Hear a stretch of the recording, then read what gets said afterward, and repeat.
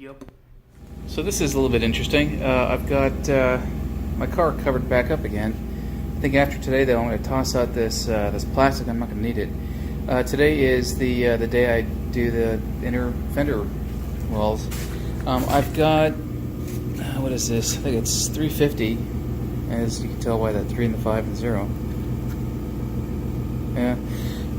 Grit sandpaper, so that I can rough everything up here. It's not on rough, but I want to make sure there's a good surface for this stuff to cling to.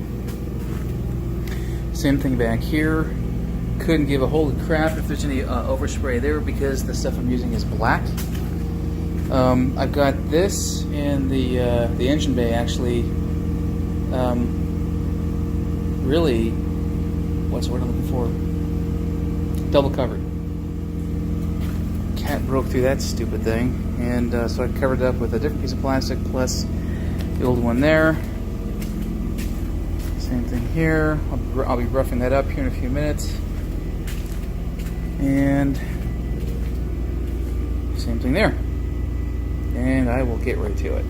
So I forgot. This is what I'm using. This is the 4-to-1 ceramic chassis paint that I used on my chassis. This is a reducer because this stuff does come kind of thick. And I'll do a 4-to-1 and then maybe another 1 using, let's see, where's it? That one there. So you see that first 5 right there, that's where the chassis paint goes, then it's activator and then some reducer if I decide that I need it. And last time I did, because that stuff went in thick as peanut butter.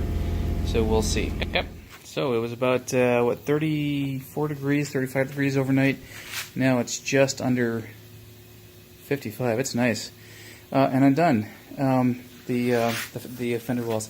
I'm doing this because it is, well, I don't need to waste paint on something you're not going to see very well. And I thought that the black inner fender portions would look nice.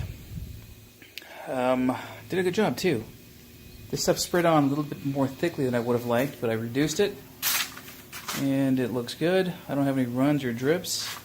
I had, and still am, giving some consideration to, let's see, where's that stuff? Putting this on. But I'm more likely to do that, I think, when the fenders go back on. I don't know. This chassis paint is hard as nails, apparently. At least Eastwook thinks so. And they sell the stuff. I've done no attempt at repairing yet. I have taken off all of the other plastic. Do some cleanup. And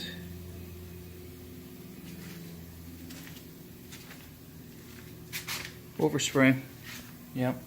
That will come off when I wet sand. So I'm not worried about that. I had the same thing on the other side. That's in clear coat, so that's gonna be easy to fix. Wow, what a difference! Oh, there goes my compressor. Look at the difference in color between that and this. I'm actually considering repainting this shelf once I have it back on the frame. Just because it, you know, by that. Actually, no. What am I thinking? Well, never mind. I'm thinking of something else.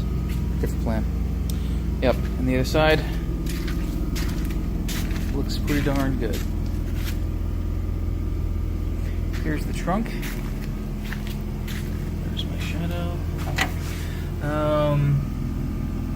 If I don't do a carpet set in here, I'm going to sand that down and redo it. I don't like the way that it turned out. Yeah, we'll see. Here, now I'm in shadow. You can cut. I don't know if you can see it or not. You can see it looks really orange peely. That's too much, what do you call it, flake. At least in this area here. I didn't stir up my my gun well enough. So I got a little bit of rework to do. Yeah, got a little bit of rework to do, at least on that one portion. And I may just say screw it and put a carpet kit in there. Yeah, well, it may be easier. It's definitely cheaper. I've done no other work on making this shiny, so yeah, there we go. So I think that's going to be it for the day. I've got other stuff I got to get done today. Yeah, well, that explains why it's leaning on one side. Yeah, my little wheel there is getting all fucked up, and as a result, the entire thing's leaning to one side. So, oh well, who cares?